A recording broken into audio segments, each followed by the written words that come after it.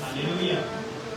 Ilang gabi po sa bawat isa, gagawin po sa Father's House Christian Center, ay papasimula na sa gawain ng Panginoon. Hallelujah. Awit tayo sa Diyos, isang masilang umitin, isa pa, purihan na palapakan ng Panginoon. Basta na Panginoon. Hallelujah. Praise God. Lord to Jesus. You are holy, Almighty. Hallelujah, Lord. Patulog na kanila. Yes, Lord God. Isang pa, palapakan natin ng Panginoon. Yes. Katulad na kanila, tayo ay ilipat. Hindi mapapagod at hindi mapapagod. Tayo'y magdadala ng buhay at sigla sa mga anak ng Diyos na naghihirap. Isa pa, katulad ng kanila, hallelujah! Katulad ng kanila, tayo ay ilipat. Yes, God, hindi mapapagod.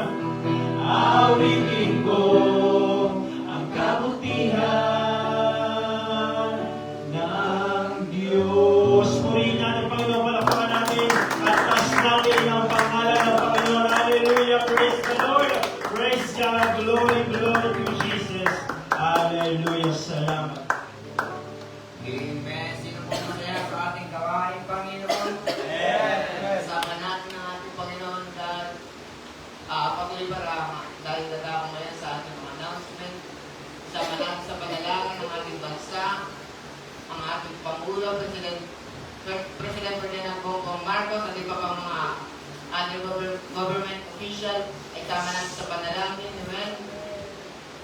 Ang ating mga church leader, Pastor Ray Mitchell, Pastor Jesse Clark, Pastor Joe Campbell, iba pang mga international leaders, sama natin sa Panginoon sa panalangin. Ang ating national leader, Pastor Boy Isipida, amen. Ang ating pang regional leader, Pastor Frank Bonaventura, Pastor Inaro Buctay, Pastor Ernie Herente, Pastor Charlie Carias, Pastor Yeli Sibil, isama din natin sa panalangin ng ating Mother Church, Pastor Rico Herrera, ang fellow Baclaran Brother Churches, isama din natin sa panalangin ng mga Pastor Erson Balduena, Pastor Don Torres, Pastor Richard Isay, Pastor Vincent Saber, Pastor Mark Soriano, Pastor Bong Canyosa, Pastor Judy Bichayda, Pastor Sam Pulpul, Pastor Jerry Morales, isama natin sila sa panalangin, kasama din mga bagong pastor, pinagdudukor din na, Pastor Roger Cabrelos, Pastor Nicole Abrasaldo, sama din natin ang mga fellow Baclaran Grand Daughter Churches, Pastor Melvin David, Pastor Jonathan Chagas, Pastor Jesse Panso, Pastor Larry Dumayo, Pastor Jeffrey de la Cruz, Pastor Ronald Gisalba, sama din natin sa panalangin ang mga missionary churches all over the world, Cambodia, Japan, Taiwan, Thailand, Malaysia, Vietnam, Laos, Vietnam, Laos, at Vietnam. Sama natin sila sa panalangin na sinasamahan ng ating Panginoon, ang pagsama, pagkilos. Amen. Sama din natin ang bayan ng Antipolo, ang ating pastor, Pastor David Salucena, kasama ng kanyang sambayan, spiritual breakthrough, financial breakthrough, salvation and deliverance, soul locking, at all church in building, and magkaroon tayo ng transportation vehicles. Sama din natin sa panalangin ng mga activities sa Jubilee Service, Baclaran, na gaganapin sa May 29. At isama din natin sa panalangin ng street preaching, yung araw ng Sunday, 3:30 p.m., Bible study sa Kamatisan, Sunday, 4:30 p.m., Bible study sa Teresa, Wednesday, 3 p.m. Isama din natin sa mga prayer request sa Bible study sa Kamatisan kay Brother Justin Paragas, kay Sister Mirna Paragas, at ang Bible study rin, ang healing request kay Sister Anna, poor blood in circulation sa Kamatisan, amen. Isama din natin sa panalangin ang Bible study din ng healing request din kay Rio, Lipides, isama natin sa panalangin na siya pagaling ng ating Panginoon, amen. Isama din natin Sama din natin sa panalangin ng Bible study sa Teresa kay Sister Teresa Santos at kay Sister Josefina Espirito, kay Brother Rolando, amen. Sa Diyos po ang kapurihan, amen. Siya unti-unti pinapagaling ng ating Panginoon, amen. Sama din natin sa panalangin ng ating pang mga healing request kay Sister Evelyn Garcia, Pastor Tom Peng, Complete Recovery, Bonifacio San Pedro, Albert Hill San Pedro, Lita Luri Rizaga Dulog, isama din natin sa panalangin si Renaldo Dulog, isama din natin sa panalangin ang naning Dave, amen, na ang kinakaharap nilang problema, sila samahan ng ating Panginoon at panalingin din ng ating Panginoon ang naning Dave, amen, ang makasama din natin sa gawain kung ikaw may karamdaman, isama din natin yan sa Panginoon, amen. Sino may mga pangangailangan sa ating Panginoon, amen? Amen. Isa pa, kaya magkailan ako sa pagbibigay sa samahan tayo ng ating kapatid, Brother Atong. Isa pa, purihin, palakpakan natin ang ating Panginoon.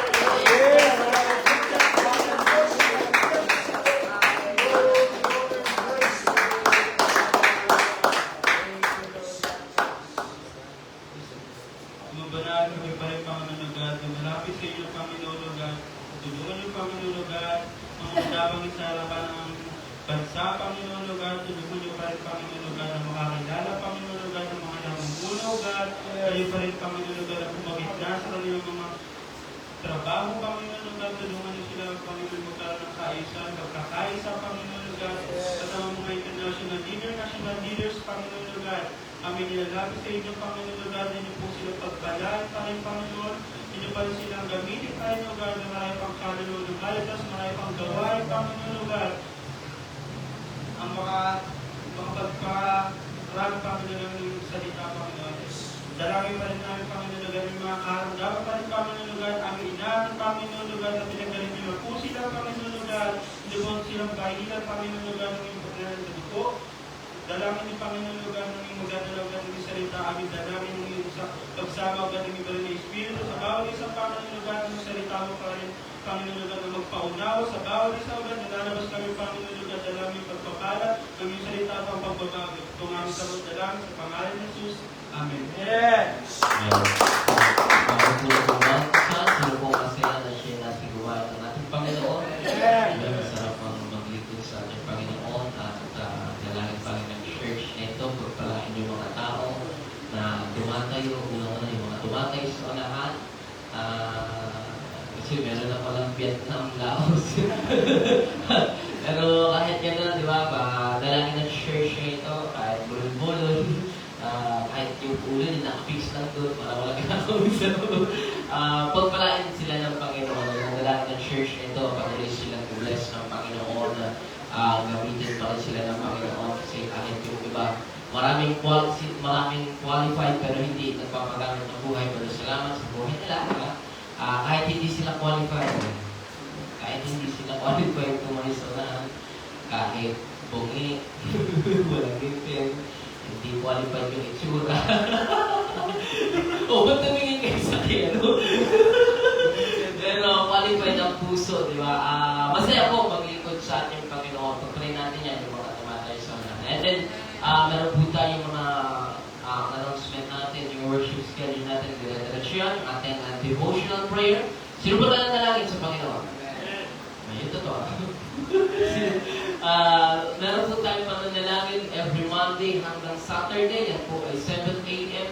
Bukas pong church nito para sa pananalangin. At hindi po natin naalisin na ang pananalangin. Maging sa bawat service, meron po tayong mga prayer before service. Pagka gabi po, yan ay 5:30 ang pananalangin sa gabi. Pero ang start ng worship service, yung awitan po sa gabi dahil sa midweek service to be 6:30. And then Sunday corporate prayer, 8 a.m. Sunday school for adults and mga bata, 9 a.m. Then yung morning service natin on Sunday, 10 a.m. Sunday evening service, 6:30 p.m. So meron po tayong mabuting balita. Kakatapos lamang po ng ating international conference. At purihin ang Diyos. Nagtayo na naman po ang Panginoon ng mga iglesia sa bawat sulok ng Pilipinas. Sino po masaya doon? Meron po tayo dalawang international. Actually, matagal na po sila doon. Dekada na sila nandun. I believe 20 or 30 years na sila nandun. Pero naka-attend kami dun sa Hong Kong. Sina Pastor Warren and then si Pastor Eugene. Namit namin sila. Pinatutun niya ako. Nagulat ako. Pero purihin ng Panginoon kasi nung unang pagpunta po nila doon ay solo lang sila. Ibig sabihin, wala silang kasamang asawa. Hindi rin sila napatungan ng ating mga leaders.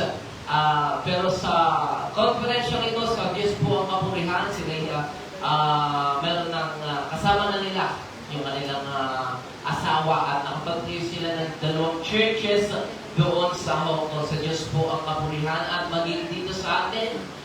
Sa Cavite, Dasmariñas, Cavite, naglabas na naman po sila ng pastor kay Pastor Roland Gisalba. Siya yung tatay, yun yung pastor na ginamit, yung testimony na ginamit ko sa preaching, yung tatay ni Ken, tsaka Kurt, kung naalala niyo yun.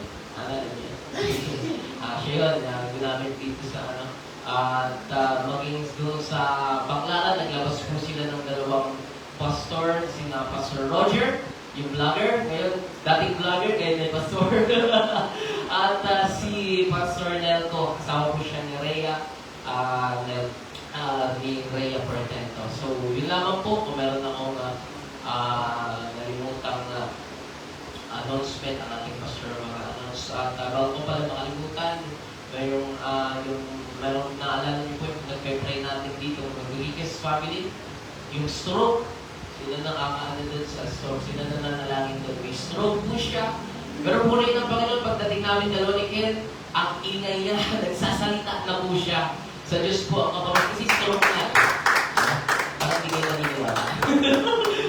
Parang hindi kayo naniniwala. Huwag na kayo na makita nyo. Nung una, hindi namin siya, agad na siya nakaupo siya.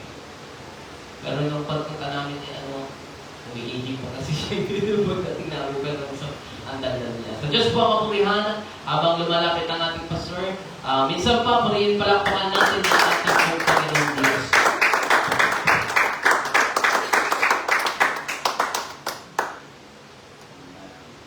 Praise God. So, narako tayo ngayon sa pagligo ng pananalapi para sa gawain ng ating Panginoong Diyos. Praise God.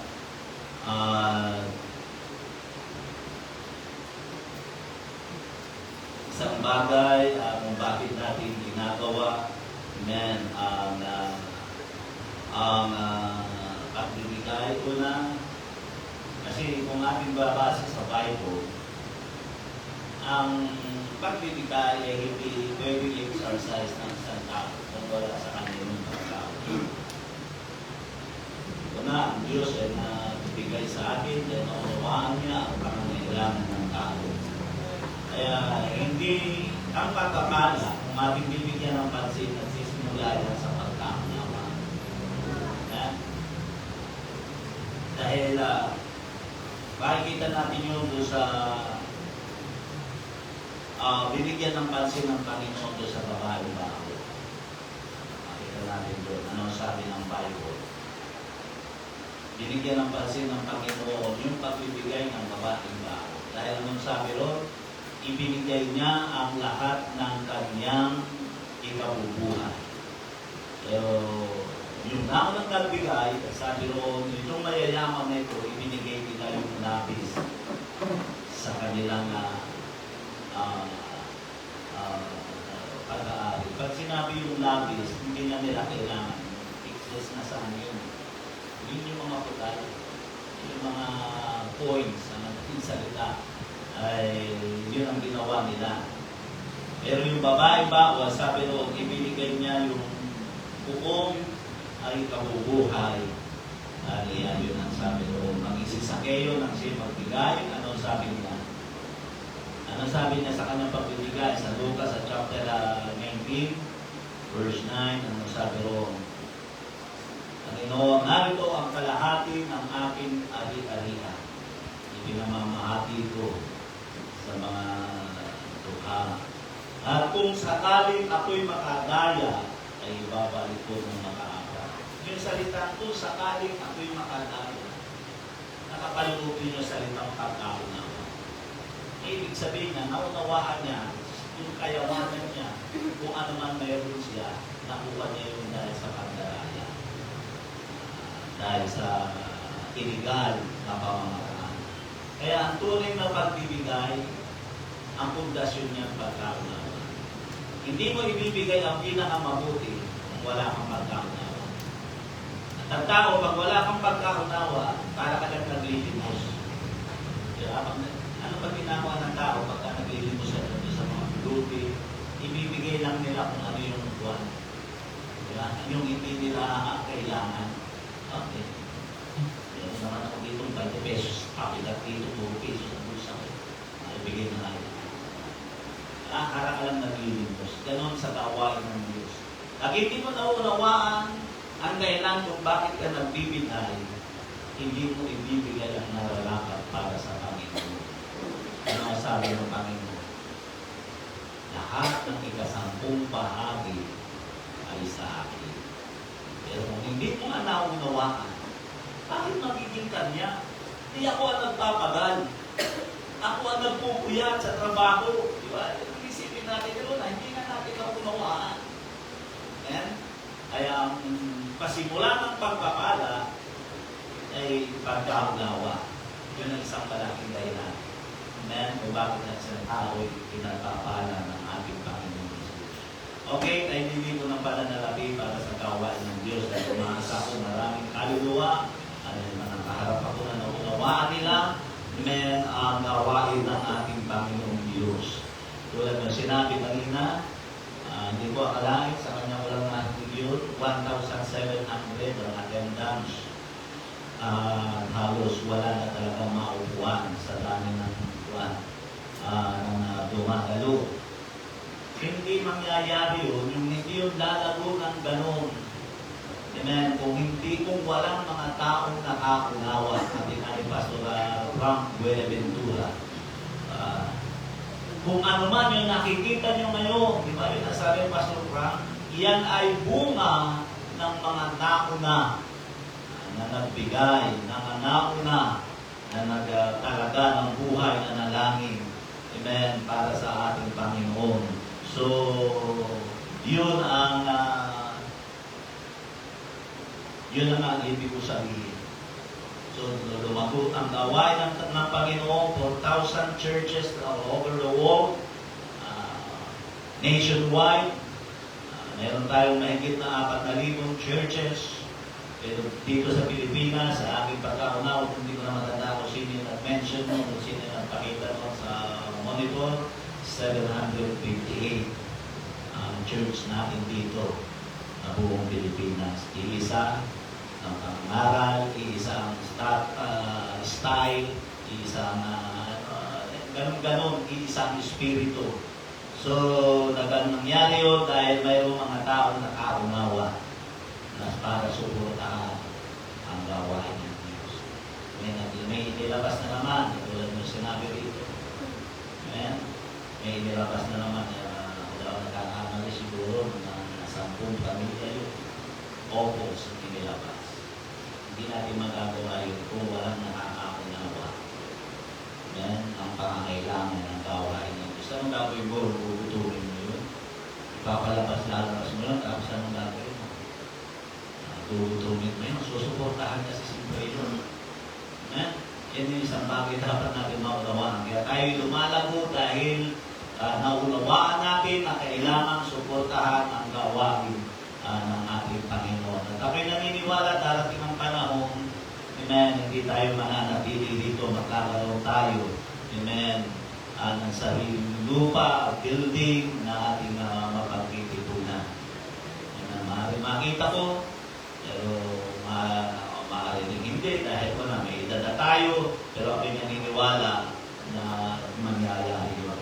Okay, tayo hindi ko ng pananalapi para sa gawain ng ating Panginoong Diyos. Praise God. Tawagan po si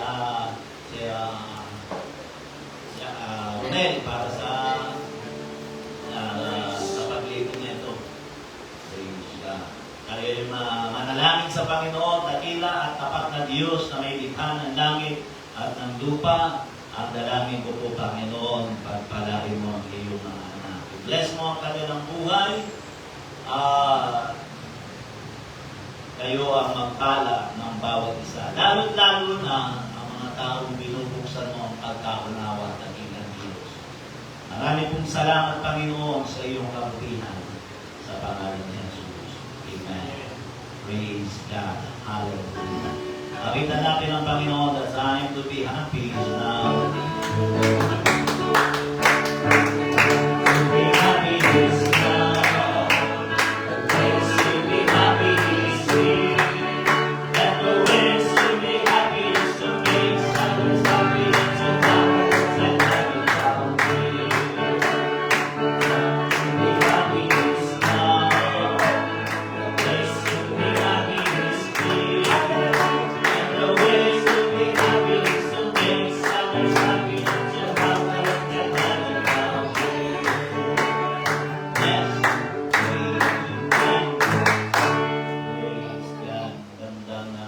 Sa inyong lahat, pagpalain kayo ng ating Panginoon.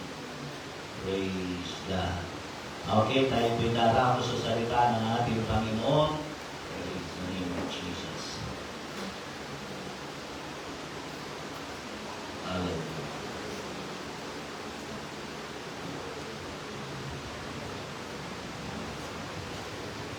Malimit ko lagi binabanggit at lagi kong sinasabi na walang papasok sa kaharian ng Diyos. Kasi yung ganong paniniwala ay napakahirap buwagin. Ako po ay mayroon ng kulang-kulang 40 taon na nakakakilala sa Panginoon. At ako ay makakilala sa Panginoon. Ako ay 15 years old. 15 years old, pero napaka-vision na. Marami na akong vision na pinagkagawa ng panahon na ako. So ngayon ako ay 56 na, magpi-57 na sa taon na ito. So, hanggang ngayon, kung paano naririnig ko yung sistema, kamangatwiran ng sanlibutan, at tayo ay lumalabas hanggang ngayon, ganun pa rin ang kanilang sinasabi. Sabi nila, pag nagising kang ikay nasa langit, salamat. Pero pag nagising kang nasa impyerno ka, malas mo. Dapat po natin maunawaan, hindi ganun. Ang pagpasok sa kaharian ng Diyos, yan po ay pinaghahandaan. Sabi ko nga, walang mangmang napapasok sa kaharian ng Diyos. Kaya nakakaawa ang mga tao na namamatay na walang kaalam-alam sa salita ng ating Panginoong Diyos. Walang bang taong papasok sa kaharian ng Diyos nang wala kang idea, nang wala kang kaalam-alam. At minsan pa, lagi kong kakitibay na sinasabi ko, walang religion na makapagpapasok sa tao sa langit. Kahit itong ating church, hindi ito 100% na sinasabi natin na ito ang magpapasok sa iyo o magdadala sa iyo sa langit. No? Wala akong religion. Si Jesus, Amen, ang magdadala sa atin. Kaya makibukas kayo muli minsan pa sa Lucas sa chapter 23 verse 39 to 43. Malimit ko itong binabanggit. Alam nyo, ito yung gusto ko. Matalata chapter sa Bible. Kasi ito yung hindi kayang baluktutin ng kahit na sinong religiyon. Dahil maraming mga religious group ang nagkaangkin na sila yung totoo. Lahat sila bumabagsak dito sa lalaking ipinako sa ibabaw ng krus. Pumasok siya sa kaharian ng Diyos, wala siyang religion. Kaya lahat bagsak diyan. Kaya yan ang gusto ko.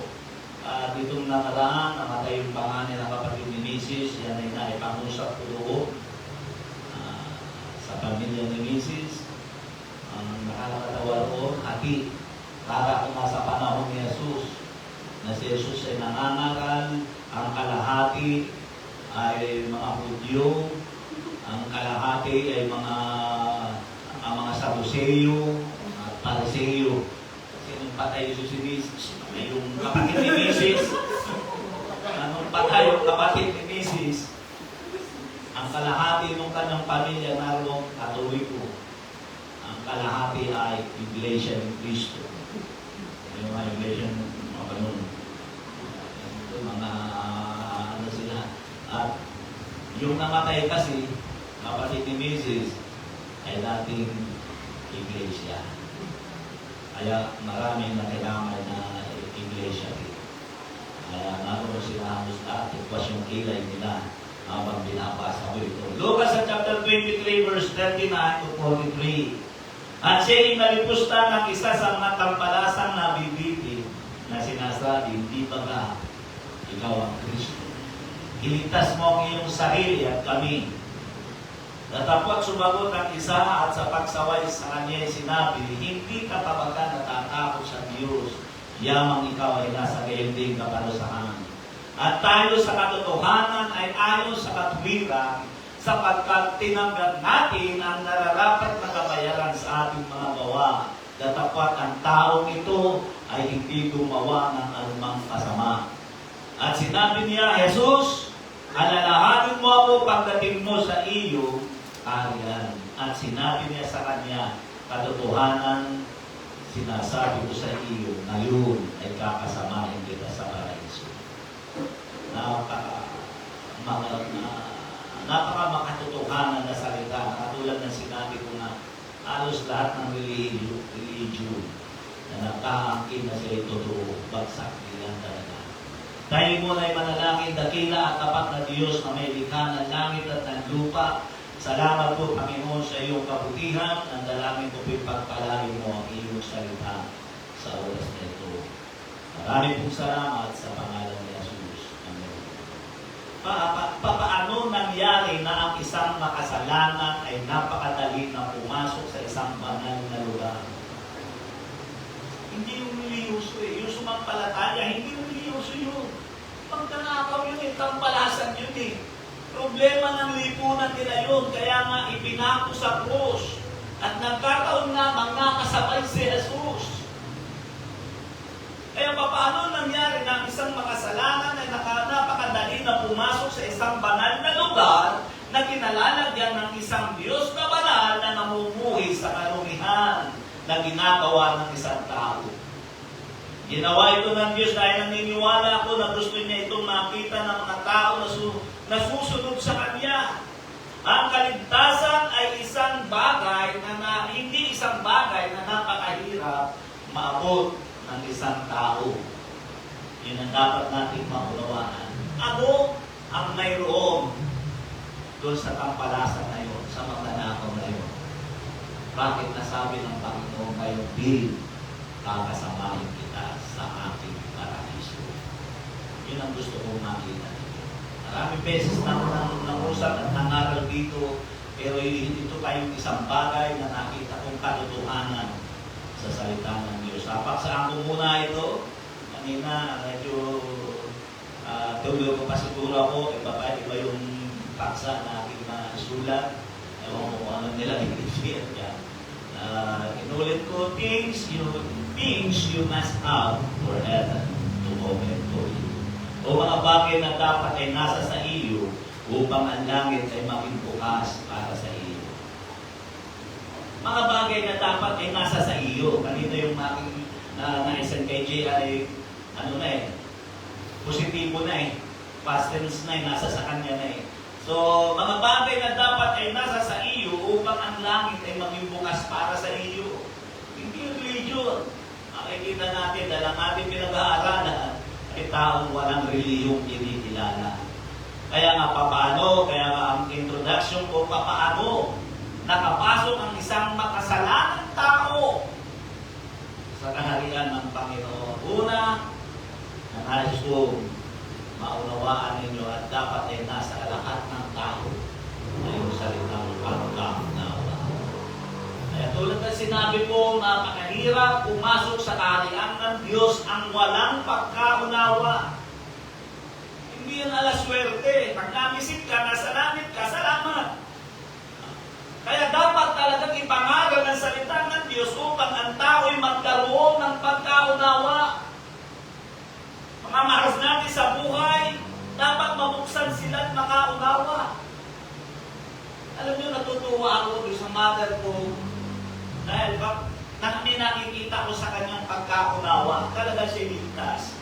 Dahil sabi niya, meron kasi kaming na kamag-anak din na tumanaw, namatay. Nadalaw pa niya sa ospital habang hindi nag-ihinalo. Sabi niya, Armin. Kasi ano niya yun? Asawa ng kapatid niya. Tanggapin mo si Jesus. Para magkaroon ng kaiyakan ng kaligtasan mo. Nagulat daw siya sa sinagot. Nasabi, ay sinong Diyos? Ang kikilalanin ko, tatanggapin ko. Walang pagkaunawa. Kasi ang kilala kong Diyos ni Rizal. Sabi ko, ayaw mo, Rizalista yan eh. Sabi ko sa nanay ko, abay siya daw ay nangilako. Alam din, bakit ko nang kinikilala? Bayani lang yun. Hindi kong Diyos. Diyos ah. Pagkaunawa, napakahalaga sa tao. Hindi ka papasok sa kaharian ng Diyos nang wala kang pagkaunawa at hindi makikita natin doon sa lalaking tampalasan. Yes, wala siyang religion. Ang buong buhay niya, inubos niya sa paggawa ng kalukuhan at kasalanan. Pero sa last 2 minutes ng buhay niya, nahayag sa kanya yung pagkaunawa. Makikita na rin natin yan sa kanyang mga sinabi. Pagkaunawa na ang isang tao, hindi nagtatapos ang buhay sa kamatayan. Naunawaan ng lalaking ito na mayroong life after death. Kaya nga nasabi niya, Jesus, alalakarin mo ako, pagdating mo sa iyong kaharian. Kung babasahin nyo pa yan, makikita nyo at mahayag sa inyo kung ano meron ng lalaking ito. Pagkaunawa. Nais kong bigyan ng pansin, sa John chapter 1, verse 50 to 51 ay may ganitong pangyayari. Juan chapter 1, verse 50 to 51, ang sabi dito si Jesus ay sumagot. Ito yung pangyayari na tagpo na si Felipe ay wala pang followers no si Jesus. Ngayon si Felipe ay naligtas at si Felipe marahil kaibigan niya si Nathaniel at si Nathaniel ay isinama niya at sinabi niya nasumpungan namin ang Visayas kasi ang Israel ay naghihintay ng tutubos at magpapalaya dahil sila ay alipin ng mga Romano noong panahon na yaon. Kaya sabi roon, nasumpungan namin ang Visayas, yun ang sabi ni Felipe. Sumagot si Nathaniel, mayroon bang mabuting bagay na lalabas sa Israel o sa Nazareth? Hindi siya naniniwala, hindi siya kumbinsido sa Panginoon. Pero ano sabi ng Bible na makaharap niya si Jesus, ito ang sabi ng Panginoon, si Jesus ay sumagot at sinabi sa kanya, dahil baga sa sinabi ko sa iyo, kita'y nakita sa ilalim ng puno ng higos, kaya ka sumampalataya. Makikita mo ang mga bagay na lalong dakila kaysa rito. Dahil sinabi kasi ni Jesus, habang lumalapit si Nathaniel, sinabi ng Panginoon kay Nathaniel, narito ang tunay na Israelita na sa kanya'y walang dakila. Nagulat si Nathaniel. Kaya sinabi niya, saan mo akong nakilala? Kaya yung sabi ng Panginoon, bago ka palang imbitahan ni Felipe, nakita na kita sa ilalim ng puno ng higos. Kasi nang ibig sabihin mo, nung panahon na yung siya'y nananalangin sa Panginoon, sa Diyos sa ilalim ng puno ng higos. Kaya nasabihin ng Panginoon, bago ka tawagin na Nathaniel, habang ikaw ay nasa ilalim ng puno ng higos, na nananalangin, ay nakita na kita. Ang ibig sabihin mo, ako yung tinatawagan ko. Ang ibig sabihin doon ni Jesus, kaya nasagot ni Felipe, nasabi niya, O Panginoon, ikaw ang anak ng Diyos at hari ng Israel. At ito naman na sinagot ni Jesus. Si Jesus ay sumagot at sinabi sa kanya, dahil baga sinabi ko sa iyo, ito'y nakita sa ilalim ng puno ng higos, kaya ka sumampalataya, makikita mo ang mga bagay na lalong dakila kaysa rito. Verse 51, at sinabi niya sa kanya, katotohanan sinasabi ko sa iyo, makikita ninyong bukas ang langit at ang mga anghel ng Diyos na nagmamalikmanaw sa ulan ng anak ng tao. At sabi ni Jesus, makikita ninyo na ang anghel, ang langit ay bukas, at ang anghel ay nagmamalikmanaw sa ulan ng anak ng tao. Mula sa langit, bababa ang anghel at bababa sa ulan ng anak ng tao. Ang sinabi dito ni Jesus na makikita niyong bukas ang langit, hindi po yung literal. Ito'y namungusap hindi sa literal na ang langit ay makikita natin o ng ating mata, na ang mga anghel ay literal na makikita ng ating mata na nagpapanikmanaog sa langit pababa sa ulunan ng anak ng tao na walang ibang kundi si Jesus. Walang ganong literal, walang mang ganon na nakita talaga sila eh. Walang ganong literal na mangyayari, kundi ito'y namungusap sa salitang mapag-uunawa. Kaya yung sinabi ron ng Panginoon na makikita ninyo, ibig sabihin nun, mapag-uunawa ninyo. Wala naman naganap na nakita talaga ng mga alagad eh, ng 120 na followers ni Jesus. Na tuwing umaga nakikita nila yung anghel nagmamalikmanaog sa ulunan ng Panginoon. Wala naman ganun nakikita sa Bible eh. Kaya yun ay nangungusap, hindi sa literal, kundi yung sinabing makikita ninyo, ibig sabihin no, mapapag-unawa ninyo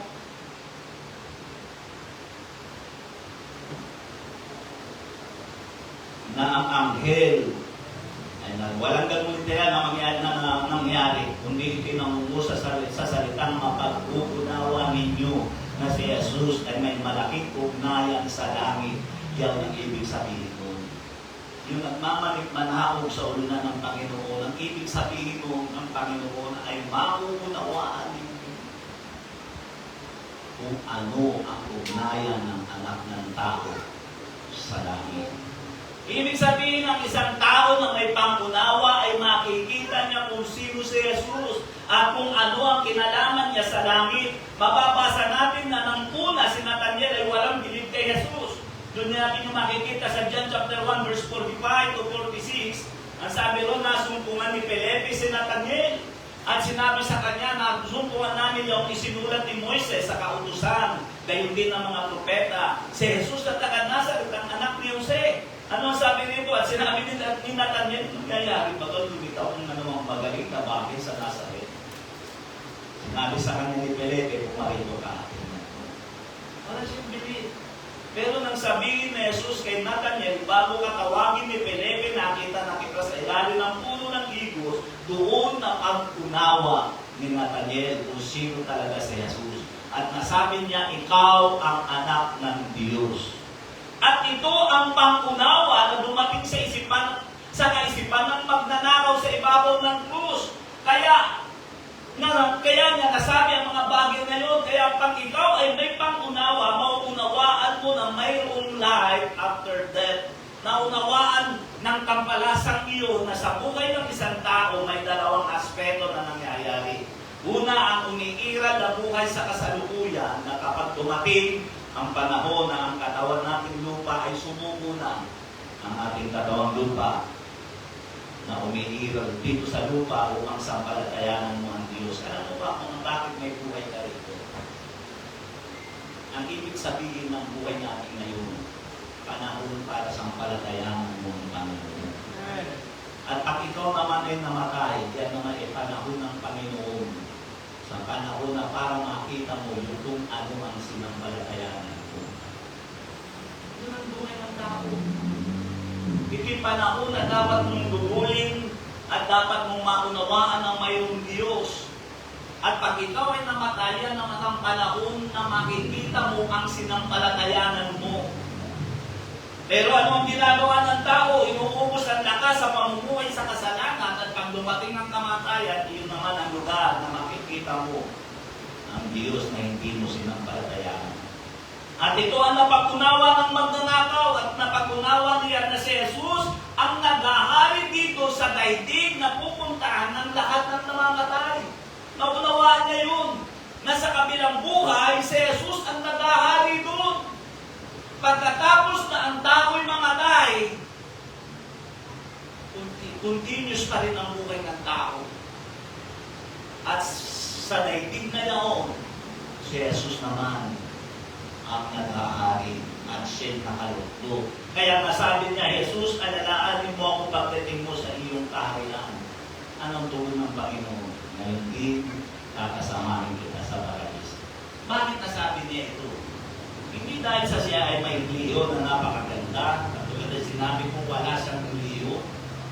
Baro-baro siya, tulisang, magnanakaw. Hindi dahil sa siya ay gumawa ng maraming mabuting gawa. Hindi. Wala siyang ginawang mabuti. Dahil kung siya'y gumagawa ng mabuti, wala siya doon sa ibabaw ng krus. Sinabi ito ni Jesus sapagkat siya'y may napakalawak na pagkaunawa. Dahil hindi na naunawaan ni Simon Pedro, ni Santiago, ni Juan, kaya nga iniwan nila si Jesus. Nagpanakbuhan sila, lalo na si Pedro, dahil sumunod pa. At nakita niya, pinahampas si Jesus, kinukurma ng ulo ng tinik, tapos tinanong siya, di ba kasama mo ang tao ito? Idininay niya 3 beses ang Panginoon. Bakit niya dininay? Dahil wala siyang pagkaunawa. 3 taon niyang nakasama, pero wala siyang pagkaunawa kung sino si Jesus. Ano yung ibig ko sabihin? Pero naunawaan ng lalaking tampalasan na sa loob lamang ng ilang minuto ay nakasama niya. Ano ba ibig ko sabihin? Kaya ang unang nagbubukas ng kaharian ng Diyos ng langit ay pagkaunawa. Hindi ka po pwede pumasok sa langit kung wala kang pagkaunawa. Kaya ginugugol mong panahon para maunawaan mo kung sino si Jesus. Saan ka nagugugol ng panahon at babasa ka ng Bible? Anong ginagawa? Napakahalaga ang pagkaunawa. tandaan mo, yan ang unang aspeto, yan ang kailangan, ang unang kailangan ng tao na dapat nasa sa iyo. Bago ka man lamang makilala mo si Jesus kung sino siya. Kaya nasabi niya yun eh. Jesus, alalahanin mo ako pagdating mo sa iyong kaharian. Hindi isang taong makasalanan na nakikita niya. Pagkapat si Jesus noon ay nasa akto ng kahiyahiyang katayuan, surusugat ng katawan, ay koronang tinig, dinuduruan, pinagtatawanan, pero hindi mo na nakikita niya dahil sa kanyang pagkaunawa. Ang nakikita niya mayroong anghel na nagmamatig manalo mula sa langit patungo sa anak ng Diyos na si Jesus. At alam niya, isang araw siya ay lulukto sa kanyang kaharian. Kaya nasabi niya, Jesus, alalahanin mo ako pagdating mo sa iyo. Hindi na unawaan ng mga anak. Kaya napakahalaga. Yun ang mayroon siya. Wala siyang relihiyon, wala siyang ginawang mabuti, pero bago siya malabot ang hininga, mayroon siyang malalim na pagkaunawa. Nakikita niya kung sino si Jesus. Yun ang dapat nating maunawaan. Pangalawa, na nais bigyan natin ng pagganang pansin ay yung tinatawag ng pag-asa. Ano yung pag-asa mo? Ang unang nakita ko dito na mayroon sa lalaking kampalasan, pagkaunawa. Kasi kung wala kang pagkaunawa, wala kang pananampalataya. Magkasama yan eh. Pananampalataya. Ano sasampalatayanan mo kung wala kang naunawaan? Ha? Kaya namin nagtanong, ano daw ang una, pagsisisi o pananampalataya? Kayo, ano sa tingin mo? Alin ang una? Pagsisisi o pananampalataya? Para sinasabi ang Bible, alin ang una? Pero makikita mo depende sa iyong pagkaunawa. Una ang pananampalataya. Dahil wala ang pagsisisihan kung hindi ka sumasampalataya. Kaya una ang pananampalataya. Kaya ka nagsisi, inamin mo makasalanan ka sapagkat sumampalataya ka. At bakit ka naman sumampalataya? Dahil napag-unawa mo kung sino ka at kung sino si Jesus. Kaya ano sabi ng lalaki? Hindi ka ba nangingilamot? Tayo nasa ganitong katayuan, nararapat lang ito sa atin sapagkat ginawa natin. Pero ang taong ito ay walang anumang ginawang nararapat sa kamatayan. Pagkaunawa. Ano ba ibig sabihin? At yung pagkaunawa na yun ang nagbukas ng pintuan ng langit para sa Kanya. At dapat natin maunawaan yan. Amen? Kaya naman, kung nagkahari nga sa atin ng pagkaunawa, pahalagahan natin ang gawain ng Diyos. Yun ang dapat ko. Doon na hayaan kung meron tayo talagang pagkaunawa. So, pumasok na tayo dito sa pangalawang pag-uusapan natin, pag-asa. Si Apostol Pablo ay nangusap ng ganito. Sa 1 Corinthians chapter 13, verse 13, ganito sinabi ng Bible na dapat ngayon na nanatili ang tatlong ito. Ang pananampalataya, ang pag-asa, at ang pag-ibig. Ngunit ang pinakadakila sa mga ito ay pag-ibig. Pero huwag natin aalisin ang pag-asa ay pumapangalawa sa salitang pag-ibig. At hindi magkuiral ang pag-ibig sa iyo kung wala kang pag-asa. Diba? Dapat natin maunawaan niya. Kaya napakahalaga. Kaya ang lalaki, nakaunawa siya at naghari sa kanya yung pag-asa. Kaya nasabi niya, Jesus, alalahanin mo ako. Umaasa siya na siya hindi mauuwit sa wala, hindi mapapahamak ang kanyang katauhan, ang kanyang kaluluwa dahil kay Jesus. Doon mo makikita yung salitang pag-asa. Yan yung pangalawang nakita ko sa kanya. Sa Romans chapter 8, verse 24, anong sabi rito? Sapagkat tayo iniligtas sa pag-asa.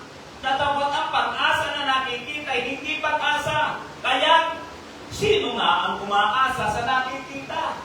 Pansinin natin, wala pang nakikita ang magnanakaw kung sino si Jesus. Ang nakikita niya ay isang lalaking sugatan na pinaglaruan ng mga Roman soldier. Di ba? Ang nakita pa lang niya ay isang lalaking tinutuya ng mga senturyon. Isang lalaking naghihirap sa ibabaw ng krus. Yung pa lamang ang nakikita niya, pero pinaglagakan na niya ng pag-asa. Dahil mayroon siyang naunawaan. Mayroon siyang nakikita. Kaya nasabi niya, Jesus, alalahanin mo ako pagdating mo sa iyong kaharian. Kaya sabi ni Pablo, ang pag-asa ay hindi nakadepende sa nakikita. Kaya sabi niya rito, sino nga umaasa sa nakikita? Amen?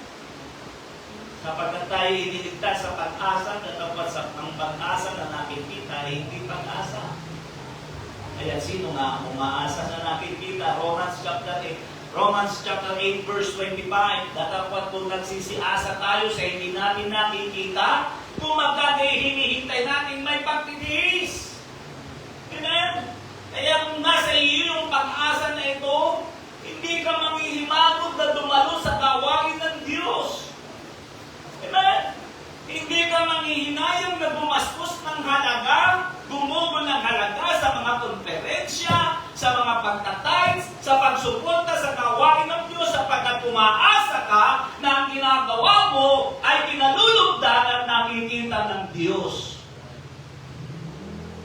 Yun ang sabi ni Pablo, kung umaasa ka, gagawa ka ng may pagtitiis. Magbibigay ka ng panahon. Bakit minsan isinasa isang tabi natin ang gawain ng Diyos? Dahil bahagyang makita yung iyong pag-asa. Hindi umihirap yung pag-asa sa buhay mo. Dahil ako naniniwala kung tayo'y umaasa sa Panginoon, gagawin mo ang lahat. Gagawin mo ang lahat. Alam niyo, sa totoo lang, ang dami ko na nakita mga disciple. Pag umibig sila, nagagawa nila yung pinakamabuti na hindi nila nagagawa sa Panginoon. Kaya,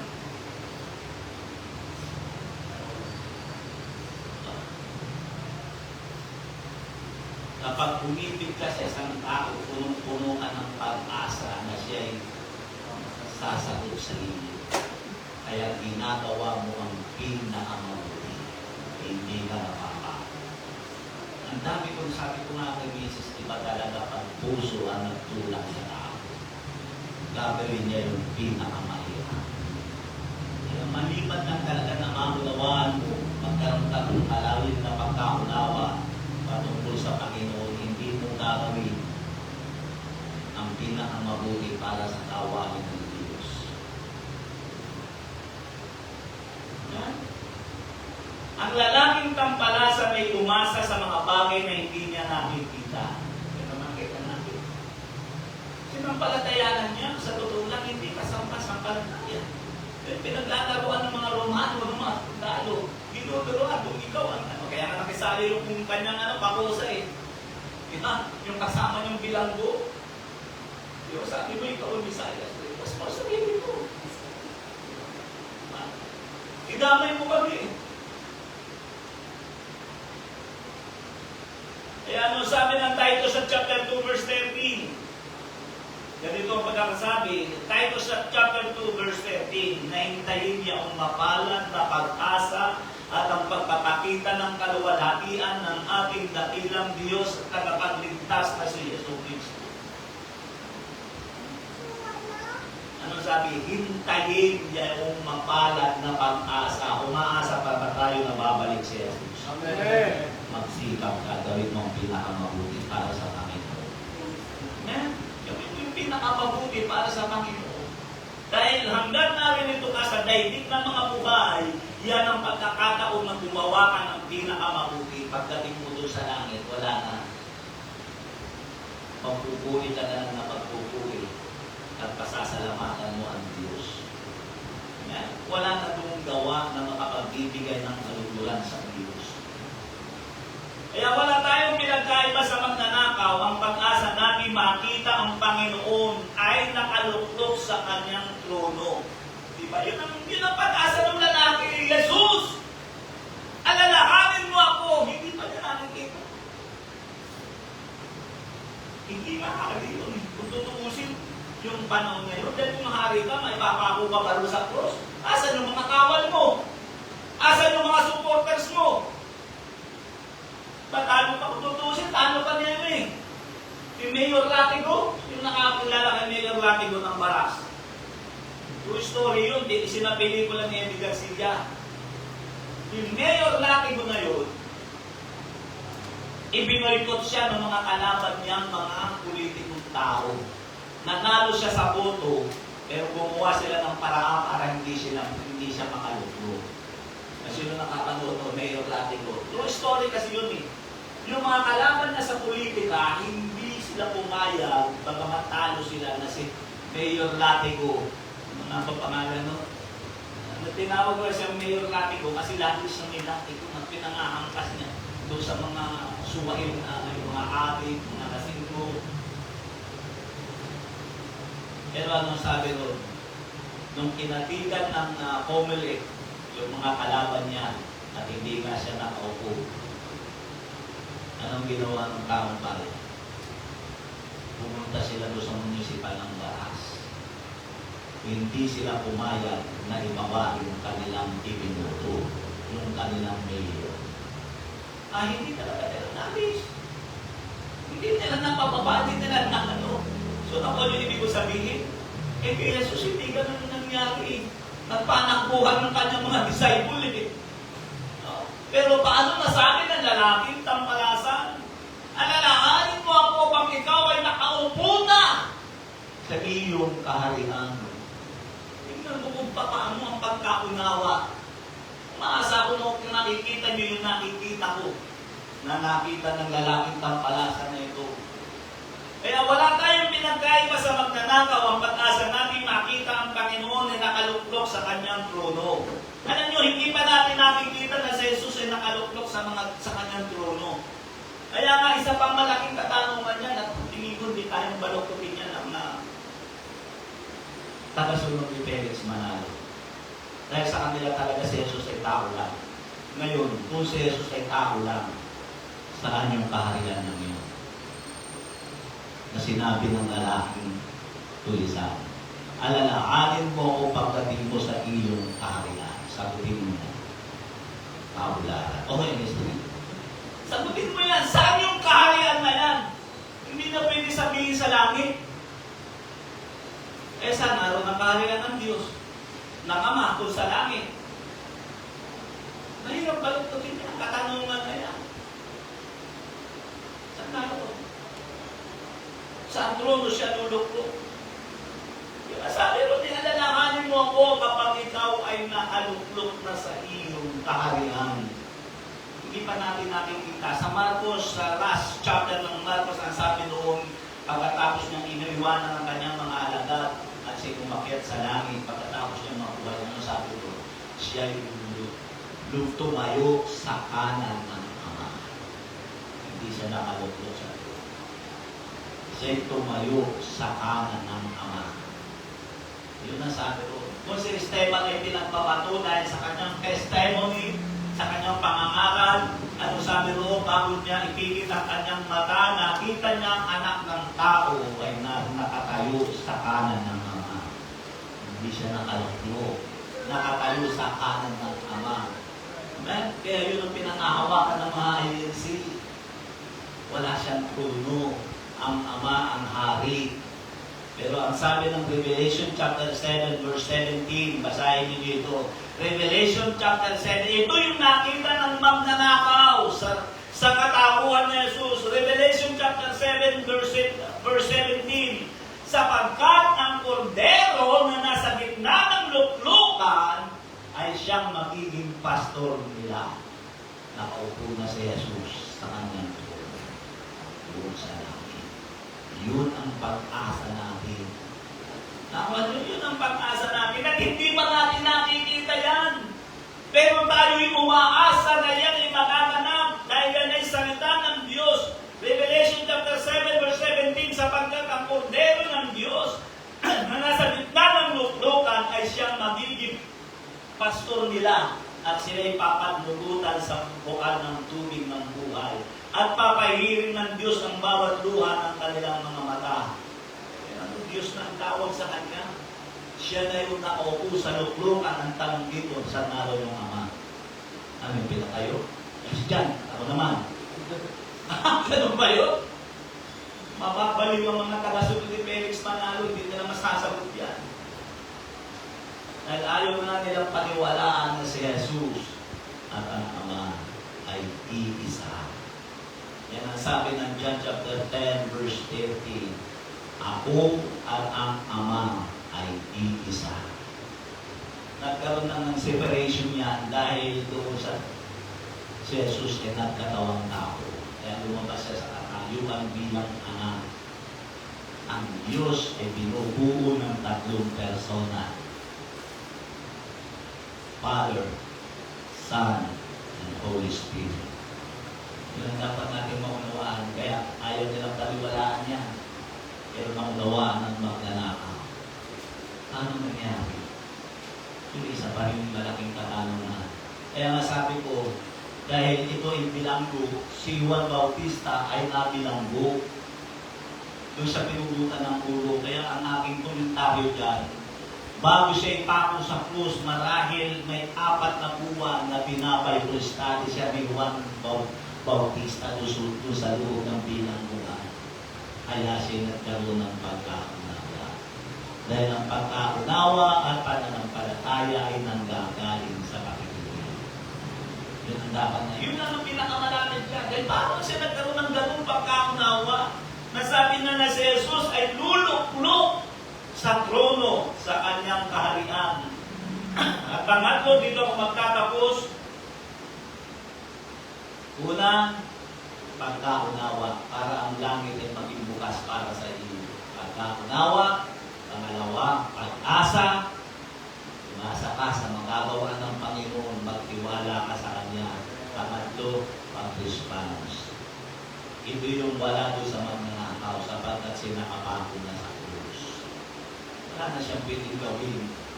Hindi na siya pwedeng ang pwede lang niyang pag-response ay yung pagsasalita. Ipahayag niya kung ano ang kanyang pantaunawa. Pero tayo, hindi tayo nakapako. Nakapako ba tayo? Mali ba? Dala mo nakapako ka sa trabaho. Nakapako ka kay sister, kay brother. Yun na lang, mali ba? Kaya nga, kailangan tayo magtiwala sa ating Panginoon. Kaya si Santiago ay nagsalita ng ganito, James chapter 4 verse 17, sa nakakaalam na ng paggawa ng mabuti. Ipapapawin pa natin yan sa nakakaunawa na ng paggawa ng mabuti, hindi ginagawa, ito'y kasalanan sa Kanya. Yan ang pangatlo na magbubukas ng pintuan ng langit para sa iyo. Uulitin ko ang kaunawa, pag-asa, pag-response, pagtugon o pagsasalawa. Ang pag-response ay nagbubukas ng langit para sa atin. Isang halimbawa dyan ay si Cornelio sa Book of Acts. Chapter 10, ano sabi roon? Ang langit ay bumukas para kay Cornelio at ang anghel ay bumaba patungo sa kanyang tahanan para sabihin, Cornelio, ang lahat ng iyong ginagawa ay kumailan lang na isang masarap na samyo ng amoy hanggang sa trono ng Panginoon. Bumaba sa kanya ang anghel ng Panginoon, nagbukas ang langit para sa kanya. Dahil siya'y nag-response, siya'y nananalangin, siya'y tumutugon sa Panginoon. Kaya ang pagtugon, ang pag-response ay isang bagay na nagbubukas ng langit para sa atin. Matthew chapter 21 verse 28 to 31, ano sabi rito? Datapot sa akala ninyo, si Jesus ang nagsasalita niya. Isang taong may 2 anak. At lumapit siya sa una at sinabi, Anak, kumarunong ka, gumawa ka ngayon sa ubasan. At sinabot siya, at sinabot niya at sinabi, ayaw ko. Na dapat nagsisi siya pagkatapos siya naparoon. At siya'y lumapit sa ikalawa at gayon din ang sinabi at sumagot siya at sinabi, Ginoo, ako'y paroon at hindi naparoon. At imbaga sa dalawa ang gumanap ng kalooban ng kanyang ama. Sinabi nila ang una, sinabi sa kanila ni Jesus, katotohanan, sinasabi ko sa inyo na ang mga maniningil ng buwis at ang mga patuto ay nangauna sa inyo ng pagpasok sa kaharian ng Diyos. Amen? Ang sinasabi ng ganon ay yung mga reliyosong tao. Ang sinasabi ng mga patuto, maniningil ng buwis, isa na doon si Sakeo. Amen? Kasi kalimitan doon, sino pa yung mga reliyosong tao, sila yung walang pag-aaral. Sila yung nagpuprosisyon, buhat-buhat, ilibultro. Pagkaunawa. Sa aklat ng Roma, chapter 1, verse 23. Aklat ng Roma, chapter 1. Ano sabi roon? Sinampa nila at tinaglingkuran ang nilalang sa halip na ang lumalang.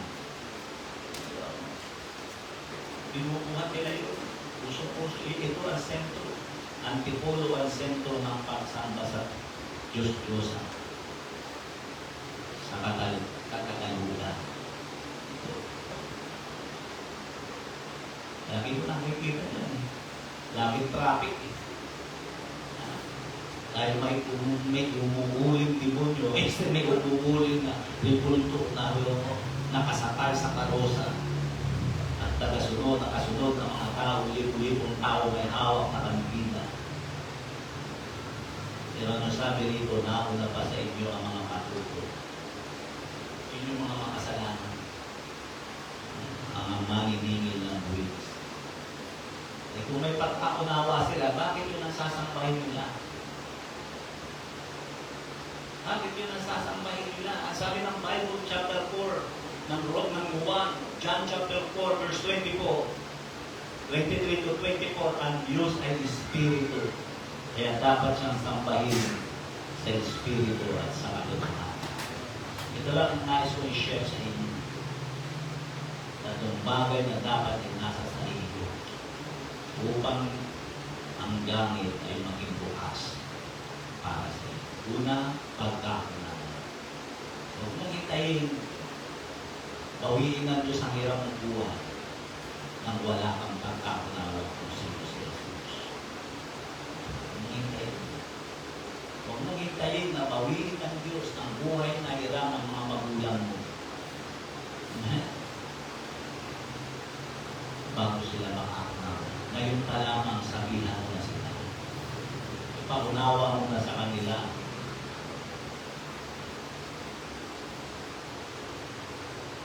Tulad nga ng nanonood si Dave. Sabi nga niya sa akin, Pastor, natutunan na takot ka. Nung kalakatan ko niya natakot ka. Hindi ko masabi sa kanya. At ipakilala sa kanya si Jesus. Pero ngayon, may sakit na siya. Alam niya kasi pag ibig ng dialysis, pag binadialysis na, ano niya yung ibig sabihin. Magbibilang ka lang ng magastos pati. Kasi parang kung sasakyan na laging pinapalitan ng langis, ang iba change oil. Kasi ang pinadialysis, kalimitan dyan, ang ano yan, kidney yan. At ang trabaho ng kidney, nagpipilter ng dugo.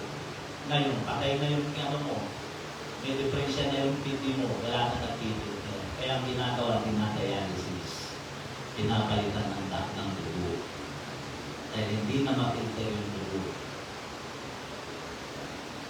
Kaya pag gano'n, naunawaan niya, kailangan. Sabi nga niya, tanggap ko naman mawawala kasi na akin. Tanggap ko naman mawawala, kaya lang gusto ko makilala nung natin sa Jesus. Yun ang maganda doon sa kanya. Kaya hihintayin pa ba natin? Hindi na ibig ko sabihin, hihintayin pa ba natin yung kapag tayo magkaroon ng lakas? Pagbibigay sulit natin yan sa kanya. Pagbibigay sulit mo yan sa kanya. Iluwa natin ang ating mga ulo. Nangusap ako sa isang simple at payak na pangungusap.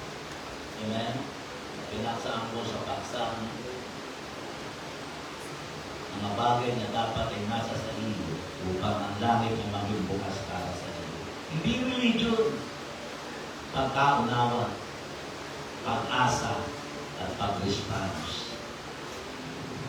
Ayon lahat ay tumayo, pawitan natin ang Panginoon.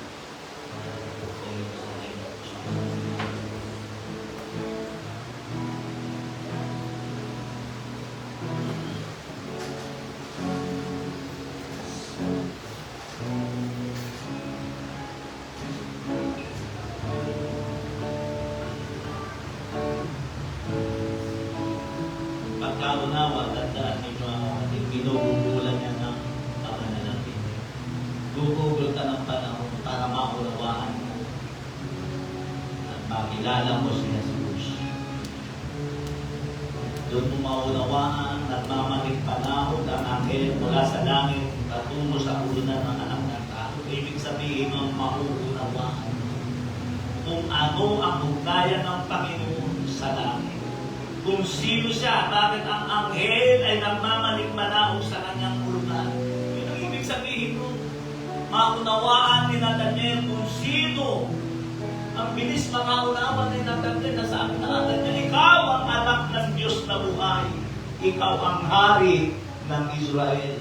Praise the name of Jesus. Hallelujah. Awitan natin ang Panginoon.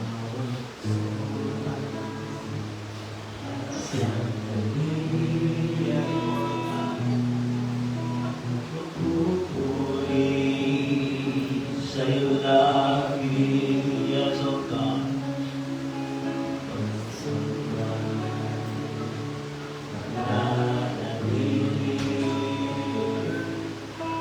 Sa'yo lagi, yes, O God.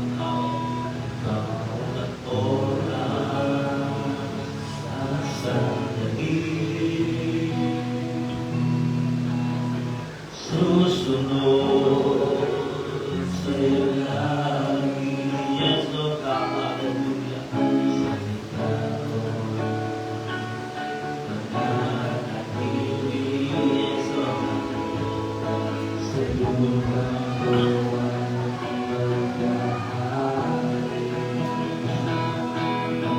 pagpiling ko sa'yo, Panginoon. Susundin ang kalooban mo sa habang panahon ay maging buhay sa'yo, Panginoon. Ang bawat sandali, pag-ibig mo, Panginoon. Habang iniibig ang awiting ito, magpapakasakanya mo sa unahin kahit nanonood ka. Maaaring hindi mo makilala ang Panginoon. Hindi ganun kalalim ang pagkaunawa mo kung sino si Jesus.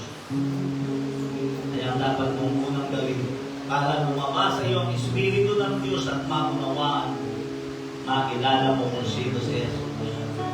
Dapat mong tanggapin si Jesus bilang Panginoon at tagapagligtas ng iyong buhay. Ang unang dapat gawin mo, manalangin ka. Sumunod ka sa aking panalangin, ituloy mo itong panalangin, tatanggapin mo si Jesus, manalangin ka ng ganito, sumunod ka sa aking panalangin, dakilang Diyos, sa oras na ito. Hindi po kita lubusang nakikilala o napag-uunawa. Pero isang bagay lang ang alam ko, ako'y isang makasalanan, namumuhay at alipin ng kasalanan. Pero sa oras na ito, nagpasya po ako na tanggapin ka bilang aking Panginoon, tagapagligtas ng aking buhay. At dahil dito, lubusan kong binubuksan ang aking puso, inaanyayahan kitang pumasok, maghari sa aking buhay. Sa pinakasentro ng buhay, sulat mo rin ang aking pangalan sa aklat ng buhay upang sa iyong muling pagmamali, makasama mo ako doon sa buhay na walang hanggan. Maraming salamat, Panginoon, sa iyong kabutihan. Salamat sa pagpapatawad. Tulungan mo po na makilala kita ng lubusan at maunawaan ko ang iyong kalooban. Maraming salamat, Panginoon, sa pangalan ni Jesus na naranasan ito. In Jesus' name, Amen. So, babaguhin ko ang panawagan sa oras na ito. Amen. Bukas ang altar. Amen. Praise God. Maglaan tayo ng panahon. Pilitin natin ang tatagay natin ang ating kalakasan ng pagkaunawa kung sino si Jesus. Kung ano ang nakalulubog sa ating Panginoon. Kung ano ang dapat natin gawin. Praise the name of Jesus. Lord of God, at nakilala mo siya. At sabi nga ni Nazaret, ikaw ang anak ng Diyos. Ikaw ang hari ng Israel. Ibig sabihin mo, naunawaan niya si Jesus ay hari. Ibig sabihin mo, dapat niyang paglingkuran si Jesus. Dapat niyang ipailalim ang buhay niya. Isubo niya ang buhay niya sa ating Panginoon. Praise the name of Jesus. Hallelujah. Praise the name of Jesus. Lord, nag-usap ka sa iyong mga anak ang mga bagay na hindi ko kayang ipag-usap na ginagawa. Lord, ikaw ang gumawa. O, pagpalain mo ang iyong mga anak na bilang Diyos. At pagpalain mo na bilang Diyos na iyong Lord, o God, nag-usap ka sa kanilang puso. Lord, nag-usap ka, Panginoon, sa buhay nila. Nag-usap pananampalataya at pagkaunawa sa iyong dakilang Diyos. God, pagpalain mo ang iyong mga anak. Yes, O God, i-bless mo po, Panginoon, kamunin mo ang iyong mga anak na bilang Diyos. God, salamat po, Panginoon, iniibig mo pa rin, Panginoon. Personal encounters. Malawak na pagkaunawa na bilang Diyos ang makilala ka na nalubusan na bilang Diyos. Lord, O God, salamat sa iyong kamunin. Salamat sa iyong biyaya. Pagpalain mo ang mga taong ito, God. Lord, mag-usap ka sa kanilang puso. Yes, O God, in the name of Jesus. Hallelujah. Dahil lahat ito ngayon, amin na natin ang Panginoon.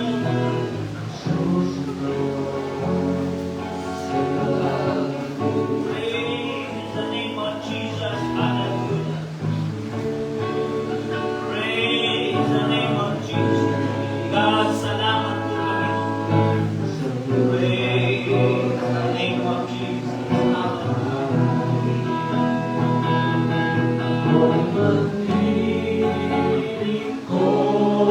Praise sa'yo, Panginoon. Susundin ang kalooban mo sa habang panahon iaalay. Maging buhay sa'yo, Panginoon, upang ang bawat sandali maging pinto panahon. Ako'y maglilingkod sa kanan. Lingkod sa'yo, Panginoon. Susundin ang kalooban mo sa habang panahon iaalay.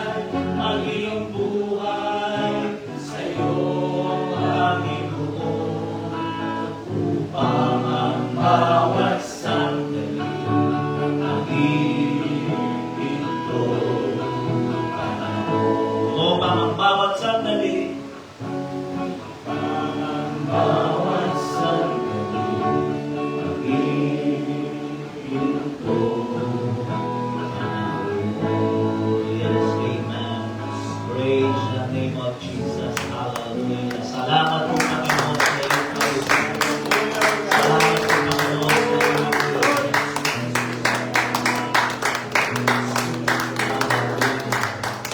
Praise the name of Jesus. Mga kapatid sa Panginoon, huwag mong panginayangan. Ano man ang iyong magagastos, ano man ang iyong magugugol, panahon o oras, upang lumago ang pagkaunawa mo at makilala mo si Jesus. Ang tanongin mo ang sarili mo, sapat na ba pagkaunawa mo kay Jesus para makapasok ka sa kaharian ng Diyos? Ikaw ang makakasagot mo. So, taglay natin ang buhay natin, sikapin natin, makilala natin ang lubusan. Nagbigay tayo ng panahon. Amen, para sa ating Panginoon. Ilalap natin ang ating buong pag-asa. Amen. Ang pag-asa ang magbubukas ng kaharian ng ating Panginoon para sa iyo. God bless you sa inyong lahat. Pagpalain kayo ng ating Panginoon.